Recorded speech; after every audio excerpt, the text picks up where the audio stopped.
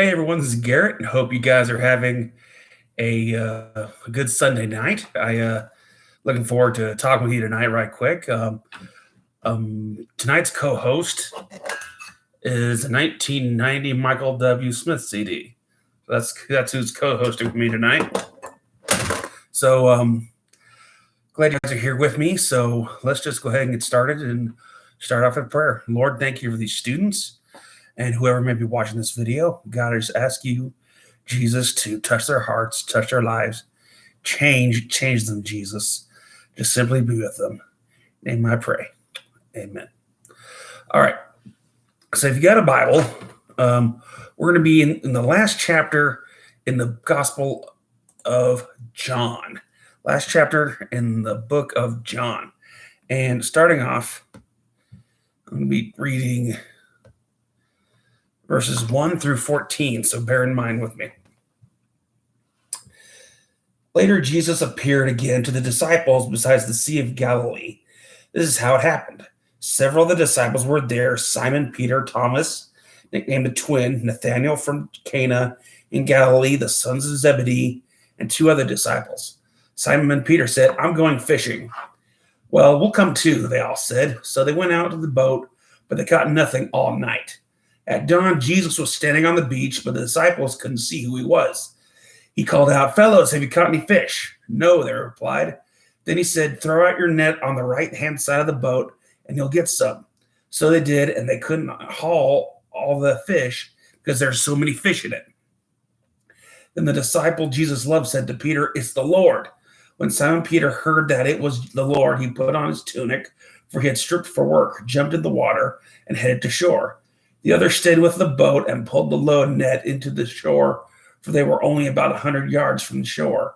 When they had gotten there, they found breakfast waiting for them: fish cooking over a charcoal fire and some bread. "Bring some of the fish you caught," Jesus said. So Simon Peter went aboard and dragged the net to the shore. There's about 153 large fish, and yet the net hadn't torn. "Now come and have some breakfast," Jesus said. None of the disciples dared to ask him, "Who are you?" They knew it was the Lord. Then Jesus stirred them bread and fish. This was the third time Jesus had appeared to the disciples since he was risen from the dead. So after Jesus died on the cross, rose again, the disciples are like, "Okay, what do we do now?" So, okay, I guess we're going to go fish. So they got up, went to fish, and they're having a hard time fishing. Then I don't know why. They just heard this guy, "Hey, try your net on the other side." So I guess, okay, we did. And this happened. And Jesus shows up, provides them breakfast, and this is a way that takes care of their needs. But Peter's action was like, okay, it's Jesus. He's gone. He gone. Peter's like, okay, this is Jesus. I know who this guy is. Jumps off, leaps out of the boat. Boat hasn't gotten to shore yet. Leaps out, and he's gone. He's gone. He's going after Jesus. He's like, "Hey, I'm not running away from. Here's Jesus." He probably knew deep down, "Hey, I'm not running away from him again. I denied him 3 times. I see him here. I'm not running away." So maybe you guys have had this situation where, like, man, where's Jesus? That Jesus you're having a hard time. You pray, but then the Spirit of God just comes upon you. Just peace comes upon you, and that was what happened here. They saw it was Jesus. Jesus appeared to Peter. He got out of the boat. It's like, okay, this time I'm going to go out of the boat. I'm keeping my eyes on him. Last time he got out of the boat, he saw the storms going around him. But he's like, this time, nuh-uh, I'm following after him. So let's continue on. This is John chapter 15. This is John chapter 21, and this is going to be verses 15 through 19. After breakfast, Jesus asked Simon Peter, "Simon, son of John, do you love me more than these?" "Yes, Lord," Peter replied. "You know I love you. Then feed my lambs." Jesus repeated the question, "Simon, son of John, do you love me?" "Yes, Lord," Peter said. "You know I love you. Then take care of my sheep." A third time he asked him, "Simon, son of John, do you love me?" Peter was hurt that Jesus asked the question a third time. He said, Lord, you know everything. You know that I love you.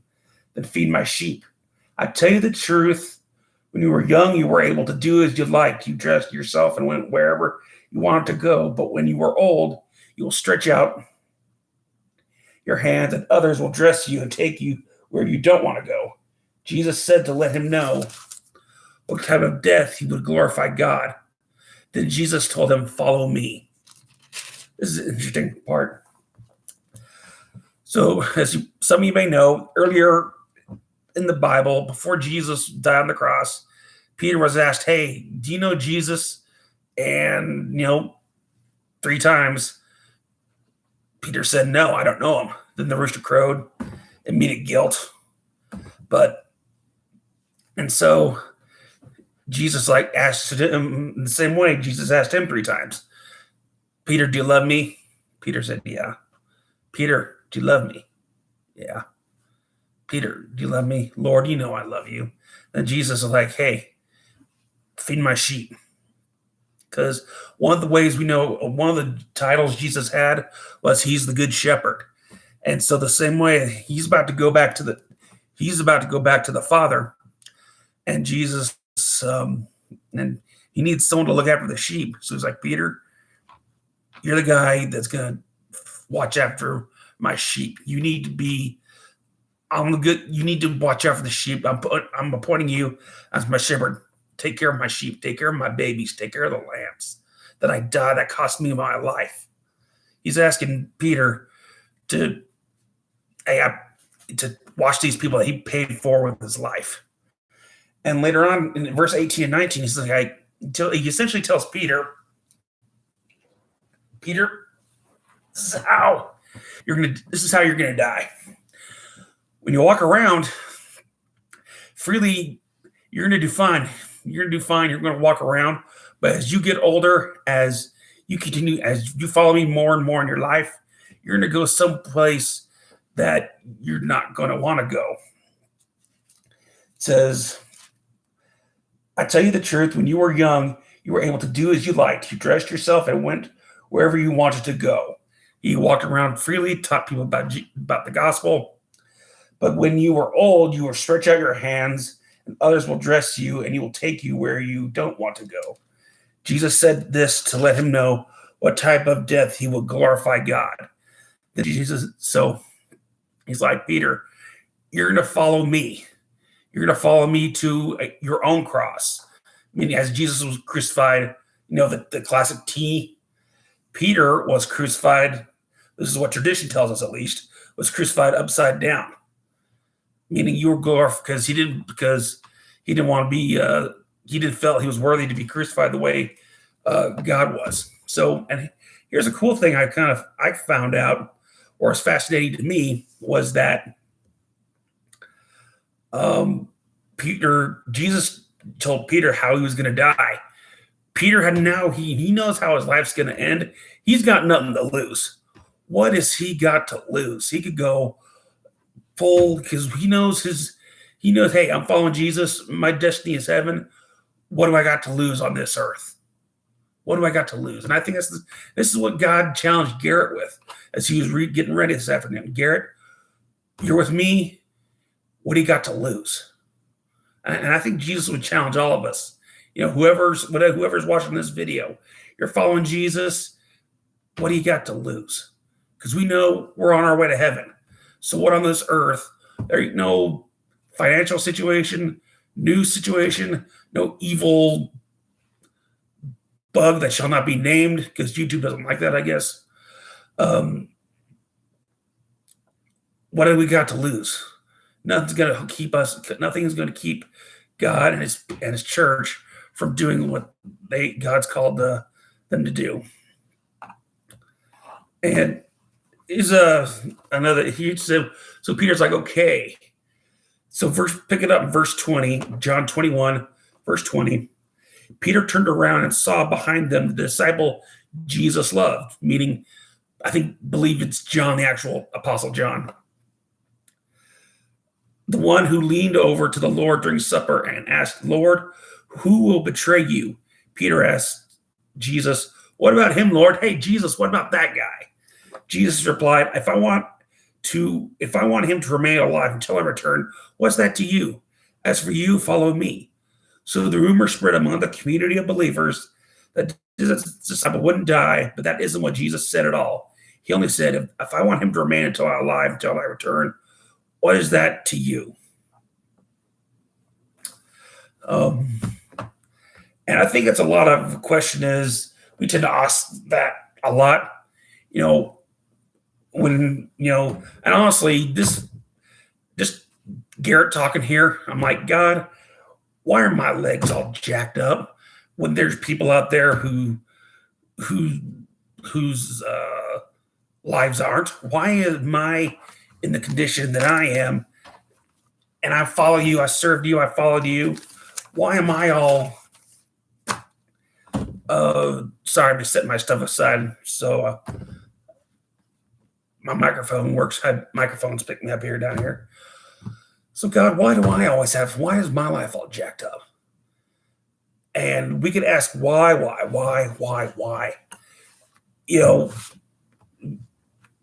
And God, and this may sound like a cop out answer.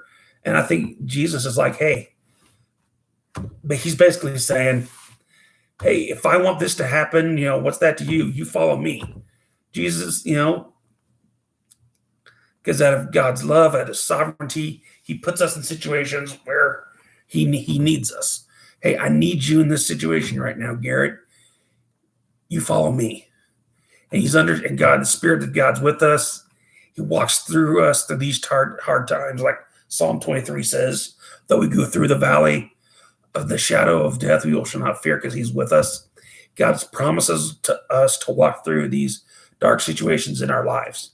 And he's walking with me with this, and me and my health and my leg situation. God's walking with you with your situation. But he keeps telling us, hey, keep your eye on the ball. You keep your eye on me. And Jesus simply asks us to simply follow him.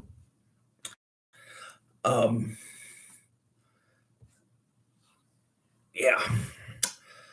I think that's all I got for right now. Father, I just pray right now in the name of Jesus for these people watching this live stream, students, leaders, adults, random YouTube people looking for stuff on the internet.